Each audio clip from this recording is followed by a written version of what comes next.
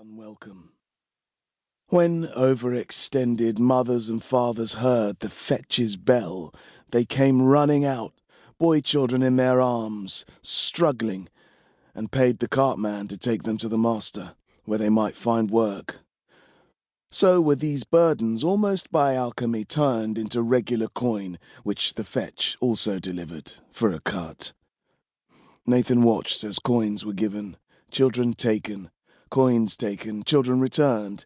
Then he turned his back on it all and went on. The further he walked from his home, the less the drumbeat of the sea wall troubled his ears. There was something in the sheer volume of that noise, up close, which lessened the other senses and bowed the posture. But when Nathan came gradually onto the strand, where it intersected the promenade and led towards the circus, he was a little straighter than he had been, a little taller, and much more alert. There were other slum dwellers here too, so there was more to be alert to, both good and bad. Up ahead was a bonfire 10 feet high. Nathan stopped to warm himself. A man, scarred and stooped, splashed rendered fat at the flames, feeding them, keeping the endless rainwater from putting the wood out. On the pyre was an effigy of the mistress, crouched obscenely over the top, her legs licked with fire, her arms directing unseen firebirds. Her face was an ugly scowl painted on a perished iron bucket, her eyes 2 rust holes. Nathan picked up a stone and threw it. It arced high and came down, clattering the mistress, tipping her head over. People came to the strand to sell what bits of stuff they had to others who had the wherewithal to pay. The sellers raised themselves out of the mud on old boxes and sat with their wares arranged neatly in front of them on squares of cloth. If he'd had the money, Nathan could have got string and nets and catapults and oddments of flat glass and sticks of meat, don't ask of what. Today there was a glut of liquor, sold off cheap in wooden cups, from barrels marked with the red merchant crest. There was no way this had been come by legally. The merchants kept a firm grip on their stock and didn't sell into the slums, so it was either stolen or salvaged.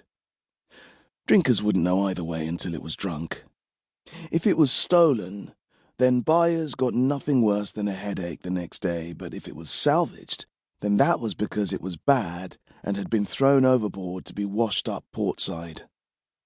Bad liquor made you blind. Nathan wouldn't have bought it anyway. He didn't like the taste. And he had no coins and nothing much to barter with except his pillowcase and the handkerchief in his pocket. So he joined the other marching children, eyes to the floor, watching out for movement in the living mud. He didn't recognize anyone, but he wasn't looking. It was best to keep your distance and mind your own business. What if one of them took notice and snatched whatever was in your bag on the way home? There were some coming back, bags wriggling. Others' bags were still but heavy. A few had nothing but tears in their eyes, too cowardly probably to venture deep enough into the mud. Nathan could have stolen from those who had made a catch, grabbed what they had and run, but he wasn't like that. He didn't need to be.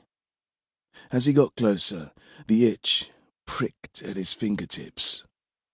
It knew, the itch, when and where it was likely to be used, and it wasn't far now. Do not spark, not ever.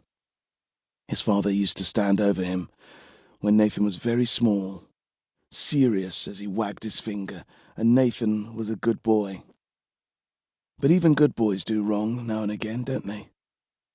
Sometimes it's hard to tell the difference between good and bad anyway, between right and wrong. His father needed medicine, and the itch wanted to be used.